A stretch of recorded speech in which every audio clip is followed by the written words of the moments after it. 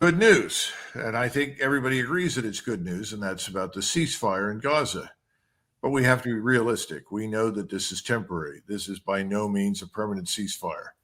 Is there any hope for an end to this conflict? Well, there are two critical questions that have to be answered. One is, what are the conditions that will allow Hamas to live in peace with Israel? What are those? We need to know. And what are the conditions that Israel needs to live in peace with its neighbors, not just Hamas, but all of its neighbors? If we don't answer those questions, there's no chance for any resolution whatsoever. But right now, we're a long way from the end. And I will point out to people a very important development that should not escape their attention, and that is this 1,000 boat flotilla of humanitarian aid being moved by the Turks from Turkish waters to Gaza. This has not worked in the past.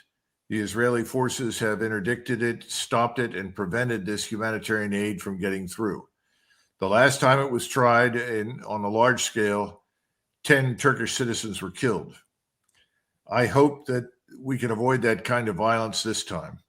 But I also think it's time for our president of the United States and the people in Washington to step up and take responsibility for this situation. What are they going to do?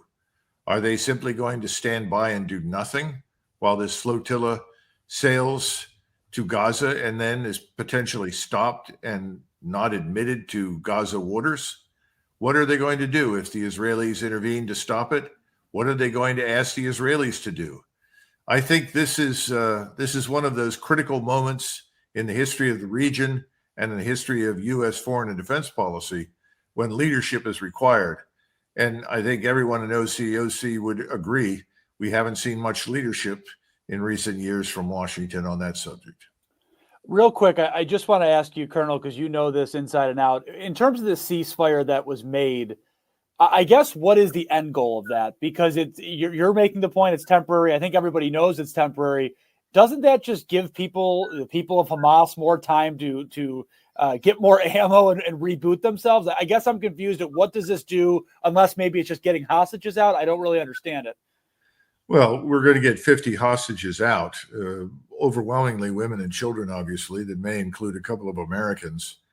And obviously, we want those hostages to be released.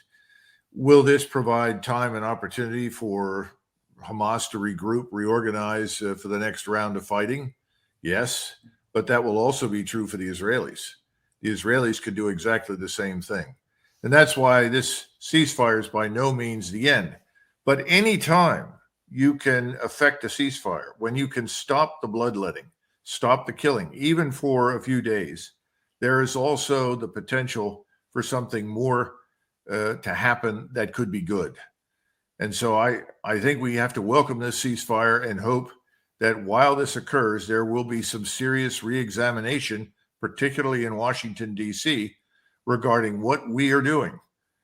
Because this operation in Gaza has turned into the mass expulsion of millions of people from their homes, subsequently the destruction of the infrastructure where their homes were located, signaling that there will be no return. Now, this is very dangerous.